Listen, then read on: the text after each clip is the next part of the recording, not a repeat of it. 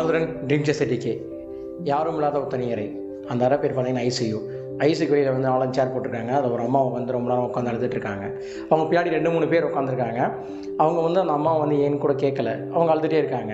அந்த ஐசியூக்கு வெளியில் வந்து ஒரு சேர் போட்டிருக்காங்க. அந்த சேரில் யாருமே உட்காரல. ரொம்ப நேரம் கழிச்சு வந்து பார்த்திங்கன்னா அந்த சேரில் வந்து ஒருத்தர் உட்காராது. அவர் தான் அந்த ஐசியோட செக்யூரிட்டி.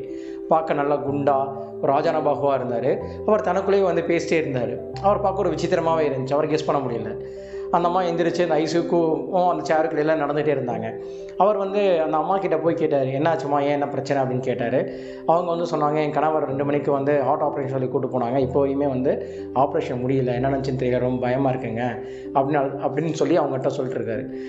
அவங்க வந்து திருப்பி அவர் வந்து என்ன கேட்டார்னா, அவங்க பேர் என்ன, எங்கேருந்து வந்திருக்கீங்க, உங்கள் கணவர் பேர் என்ன வேலை செய்கிறாங்க சொல்லி அந்த கான்வர்சேஷன் ஆரம்பிக்கிறாரு. ஆரம்பிக்கும் போது என்னடா அவர் பேச்சு ஆரம்பிக்கிறாரு, என்ன பண்ண போகிறாருன்னு பார்த்துட்டு இருந்தோம். கொஞ்ச நேரம் கழிச்சு பார்த்தீங்கன்னா அவங்க சொன்ன வியாதி அவருக்கே இருந்துச்சு, இந்த ஹாஸ்பிட்டலில் தான் ஆப்ரேஷன் பண்ணேன், எல்லாம் சரியாக போயிடும், ஒரு பிரச்சனையும் இல்லை அப்படின்னு சொல்லி அந்த கான்வர்சேஷன் முடிக்கிறாரு. அதை கேட்டோடனே அந்த அம்மாவுக்கு ஒரு நம்பிக்கை. கண்ணிலேருந்து தண்ணி வந்த அந்த அம்மா வந்து கொஞ்ச நேரம் கண்ணீர் தொடச்சிட்டு அந்த இடத்துல அமைதியாக உட்காடுறாங்க.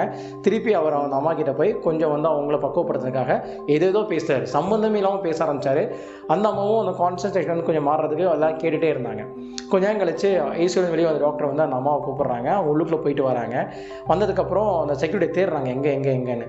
அவர் வந்து டீ குடிக்கிற வெளியே போயிருந்தார். கொஞ்ச நேரம் கழிச்சு வந்துட்டார். வந்தவரை பார்த்து கையெடுத்து கும்பிட்டு கணவர் நல்லா இருக்காங்கன்னு சொல்லிட்டாங்க, நன்றிங்கய்யா அப்படின்னு சொல்லி சொல்கிறாங்க. ஸோ இந்த கான்வர்சேஷன் பிட்வீனில் அவர் டாக்டரும் கிடையாது, அவர் கடவுளும் கிடையாது. அந்த அம்மா உள்ளேருந்து வெளியே வந்து அவருக்கு நன்றி சொல்லணும் அவசியமும் கிடையாது. ஏன் சொன்னாங்க? ஏன்னா அந்த 10 நிமிஷம் அவர் கொடுத்த அந்த பேச்சு தான்.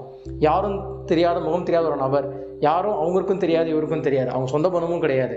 கண்ணில் தண்ணி வரும்போது ஏதாச்சும் ஒன்று சொல்லி அவங்கள திசை திருப்பணும், கொஞ்சம் சந்தோஷமாக வச்சுக்கணும்னு சொல்லி அவர் பேச அந்த 2-3 வார்த்தைங்க அவங்க லைஃப்பில் திருப்பி கணவர் கிடைச்சதா ஒரு எண்ணம். இதாங்க அந்த உலகத்தில் யாருமே பண்ணுறது கிடையாது.